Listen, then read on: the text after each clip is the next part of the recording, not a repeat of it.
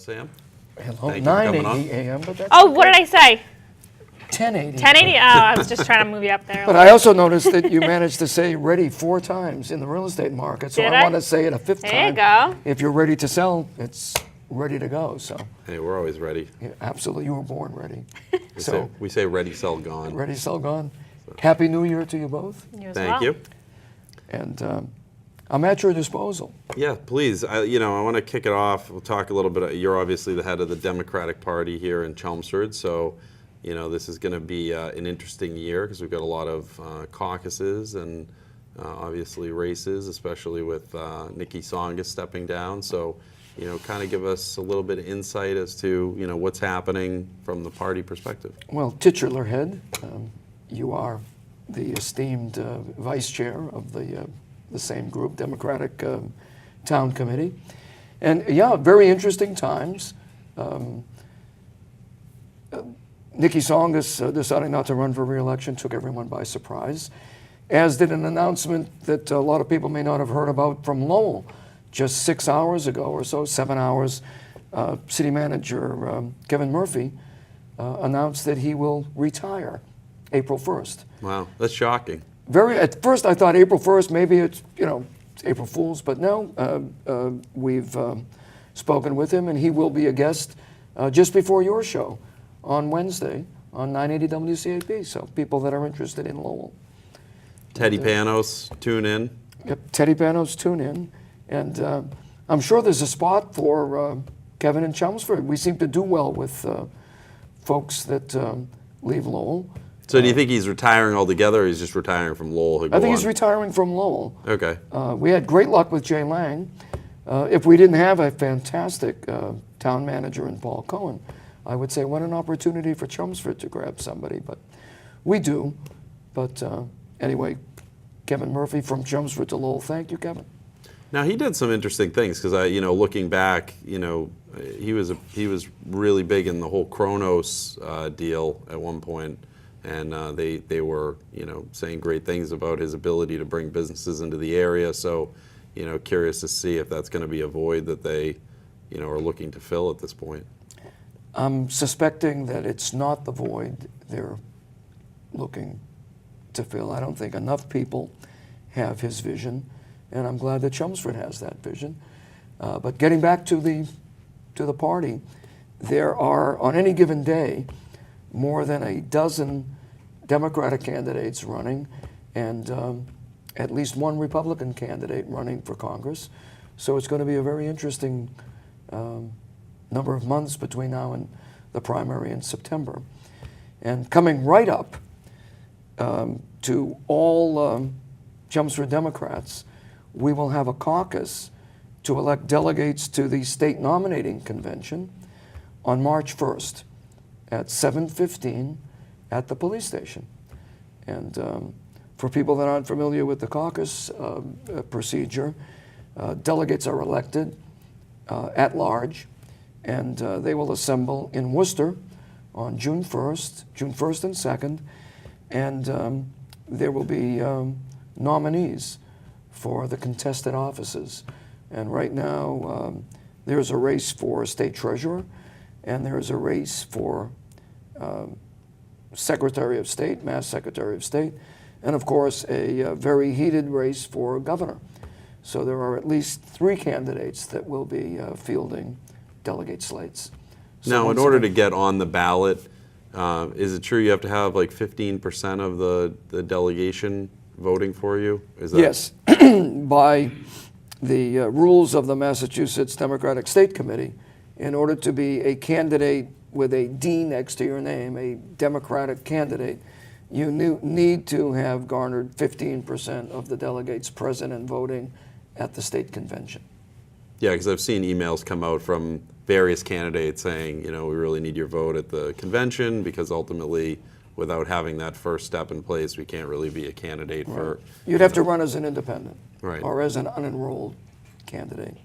And maybe the most interesting candidate running for any of the offices has spent a lot of time in Chelmsford and Lowell, Jimmy Tingle, who is best known as a comedian, as a satirist, people don't realize he's also a graduate of the Kennedy School for Government. So he has a serious side, and I suppose if you're going to be in politics these days, you have to have a sense of humor. Yeah, it's true. So there he is, the candidate of the humor part. Now, what is he? Is he running for something specific or Lieutenant governor, lieutenant governor? Okay. which actually has a great deal of impact for places such as Chelmsford, because the lieutenant governor, among other things, is the liaison for cities and towns. So his candidacy is very serious, as are the other candidates for lieutenant governor, but I just thought it was interesting that he would announce at this particular time. Now, I know you have a lot of the candidates come on WCAP radio. I know Warren Shaw has been a good vehicle for you guys to try to bring people through, and I know there's 14 candidates running 14, right. for Nikki Songus' seat. Now, you guys have been kind of rotating through those candidates every Saturday. I think 9 to 9:30. No, just before, I think either we're sandwiched around your visit to Warren show. Right. It's our goal and our stated intention to give free time to any candidate for public office to within 60 days of an election, so that the public can be as informed as possible. My own view is Democrat, Republican, unenrolled, the best way for people to make an informed decision is to hear the candidate without a filter. No editorial board, no pre-written questions. Just come on, the mic is open, the stage is yours. And I believe that ultimately people make the right decision when it's not a decision made on carefully crafted ads or endorsements, when they get to see the candidates up close and personal, if you will, preferably face to face. But the days of knocking doors seems to have passed. So we try to give as much time to the candidates as we can, regardless of party. And in addition to them being on every Saturday, Teddy Panos on the morning show is starting to invite them all. So they will all go through, and I will unabashedly say, check in with 980 WCAP for all the political news and a good look at political candidates. And toward that end, another announcement, we will have a candidates debate in Chelmsford. I don't think the Chelmsford candidates know that quite yet. Some of them do. I think I ran into Donna Newcomb, and she said she had already had the date. So. All right. So we tend to choose a date that will set us apart from the series, make us a little different.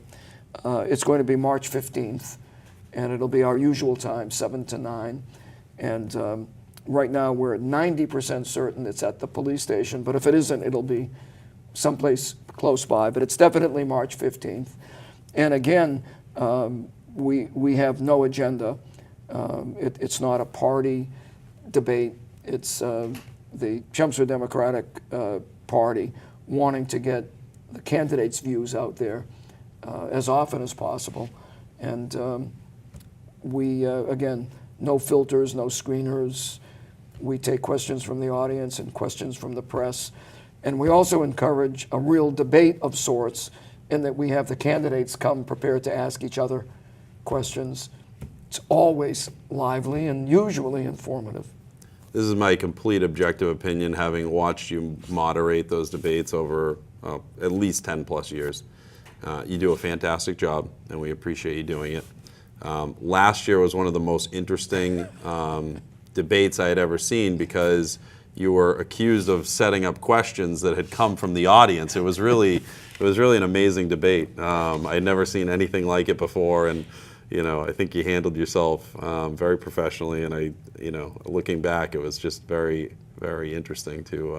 I want to thank you for that. And as a sociologist by training, it's interesting when people hold a mirror up and mistake the actions of others by what their actions might have been. And there were a number of people running for office who had allowed me to retire from a 25-year run at Neshoba Tech, which I still love madly. By the way, best kept secret anywhere, Neshoba Vocational Technical High School in Westford, but Chelmsford is the biggest sender of students.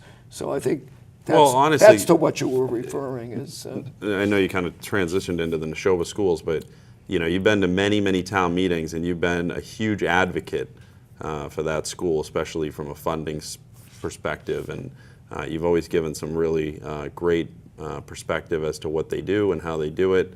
At least from the debate side of things. So, I appreciate the service you put in there too. Thank you very much, and I want to give a little shout out to Chelmsford TeleMedia.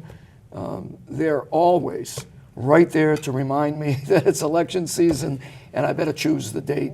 So Chelmsford TeleMedia, thank you very much. We'll be broadcasting live, and because it'll be on the 15th, we'll have some time, as was pointed out to me. Rather than have chosen a later date, we want to have as many repeats as we can. So we encourage everybody to tune in. Candidates debate, March 15th. Wherever it winds up being held, it will be live on this station. And I want to thank you for doing the show on CAP, which has become a favorite. I think quite the variety show. We'll put it that way. I think people still don't realize that Dennis is your dad. That it's very, very interesting because they refer to you as the guy in the studio and the guy that's on the phone. It's true. As a matter of fact, a lot of those conversations, those are just basic conversations that him and I have on a day-to-day basis. We just bring it to the radio, and you don't rehearse it in advance. No, we never rehearse in advance. Matter of fact, we don't even know what we're going to talk about until we get there. No different than this show. I guarantee you that's true. Really, you're 100% always so very timely. But we try to keep it to what's going on, and it was nice. We had Seti Warren. He's running for governor. He was on the show. Dennis has been a great executive producer, not only for this show but that show. And he's great at reaching out to people and finding interesting guests that can add a new perspective on life. And the one thing I like about being on the radio is with Town Talk, it airs in a couple of communities close to Chelmsford, but when you're on WCAP, you pretty much get the whole Merrimack Valley going all the way up into Lawrence. And so it's just kind of a broader perspective. A lot of the people calling in have some very interesting points, and we've touched upon some very engaging subject matter that I think really gets people interested, and they want to give their opinion. It's interesting because we've, as my staff says, we've kind of finally come into the 21st century. We now have a texting service that allows folks to use their cell phone and text on air. The texts come right into the broadcast studio, and we're now learning that indeed the audience goes further than we expected. A lot of listeners in southern New Hampshire, and a lot, as you mentioned, in the Methuen-Lawrence area. But the biggest zip codes are Lowell, Drake, and Chelmsford right now. That's where the bulk of the listeners are. I would be remiss if I didn't do another shout out. I want to give a shout out to one of my heroes, Ben-Ari Poulten, my son. I was going to ask you about his service. And he always seems to be on active duty when you and I are speaking. He spent Thanksgiving in Afghanistan as a volunteer to entertain the troops. Believe it or not, in addition to being in the military, he has a career in stand-up comedy as a writer and performer. And he then went back overseas for Christmas to entertain more. But right now, I'm very proud of the mission he's on. He's in Puerto Rico. And he has been in touch with me and wants people to know that the devastation is enormous. He said there are still many, many thousands of people, tens of thousands of people without electricity, with limited water supply, and these are fellow Americans. And he said San Juan is not without its areas that have not been reconstructed yet. He said literally it's a street-by-street process. So it kind of faded from the news, but he's there as a fact finder with the military to get the supplies that have gone down to Puerto Rico to the right place. I guess there's a logistics problem. But I didn't want to miss the chance to say hoo-ah to Benari, a proud graduate of Chelmsford High School. And so... No, he's great. As a matter of fact, my good friend Sean Scanlon lives in Puerto Rico, working for the FBI, and so, you know, I see kind of the updates as to what's happening. You're right; it actually is really bad there. You know, the rebuilding effort, you know, is not as fast as I think people would hope. And if you've ever been in a natural disaster situation, it can take a long time to, you know, kind of bring things back to speed. So. You know, my hat's off to him, and you know, your whole family's always been very philanthropic when it comes to helping out people. As has yours. But think about how we view things. You know, Chelmsford seems to be usually at the epicenter of power failures. Thank you, National Grid. And I know our house, if there's a suggestion that there's going to be wind and snow, it's like the house gets scared and the electricity goes out. It just shuts down. But, you know, if we're without electricity for a day, you know, God forbid for 2 days, you know, we're beside ourselves. You know, the food is spoiling and it's cold. And imagine, we're talking about 3 months now, people dealing with that every day. So it's really quite remarkable. But once again, the way to best prepare for any kind of a disaster, natural or man-made, is to have the right people in place. We're blessed in Chelmsford with excellent town government, but only because people are involved. So once again, Democrat or Republican, unenrolled. I'd prefer not unenrolled. I'd prefer people subscribe to one platform or the other so we can have some good give and take. But the most important thing to do is vote. Our election will be coming up in April. People need to get out and vote, and we're encouraging them to go to all those candidates' debates. There are 4, and we're one of them. And again, March 15th, if you can't come in person, 7 o'clock, tune to Chelmsford TeleMedia, or 980 WCAP. We'll have it live on the radio and live on TV. I know you'll be there. I'll be there. I hope that you'll be there. I'll even drag Dennison. That would be great. We've already told them that we pick up and deliver. Oh, nice. But exciting time for the town, and I'm glad that we're on a progressive uptake. I know what's going on Route 128 is fantastic, trying to bring us back to real estate a bit. I think that's yeah. phenomenal. I think the whole town is changing over, and it's you know, for the better. So you know, got to hats off to the committees and the people that have worked hard to get it to there, and you know, everything's kind of a team effort. So yeah, as I said before, I think the town manager is doing a great job. The superintendent of schools, Jay Lang, is doing an excellent job, and I'm just hoping that folks will run for office and will get elected so that we can continue the shared vision that we have and keep on making progress. Because if we're not moving forward, we're moving back. There's no standing still. You either move ahead or everyone passes you by. So. Before we let you go, if people are interested in their candidates and are interested in coming on the radio, is it best to call the actual radio station? Or how can they go about maybe booking themselves on one of the shows you have? Well, as far as WCAP, the best way for a candidate to get on the air is to contact me directly, because I truly am unbiased about the candidate's message. I'm not unbiased as to who I might vote for, but that doesn't affect who we invite on the air, because we truly want to hear from everybody. So just in case someone is not of your persuasion and you get in touch with them, I'd like to eliminate that. So if I may, I'll give my my personal email address, and it is wethsu, WETHSU, at AOL.com. Whiskey Echo Tango Hotel Sierra Uniform, wethsu at AOL.com.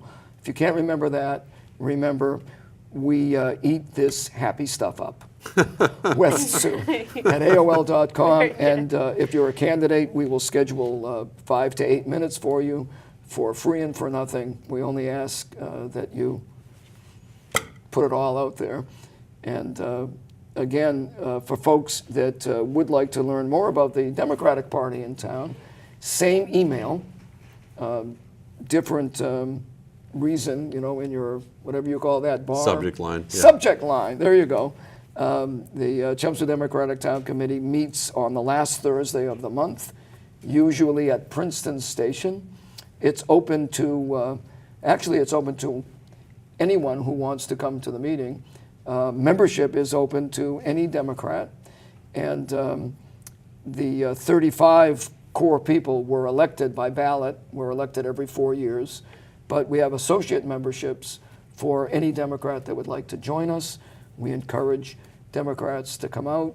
If you're not going to become a Democrat, check out the Republican Town Committee that also meets monthly, but get involved, sign up, make a difference, as you guys do. Everybody does. Well, we thank you for coming on, Sam, and we wish you the best of luck, and thank you for everything you do at WCAP Radio. Well, thank you. Remember, everybody gets it. We like them to tune in. 980. 980. 980. 980. All right. Thank you. Take care.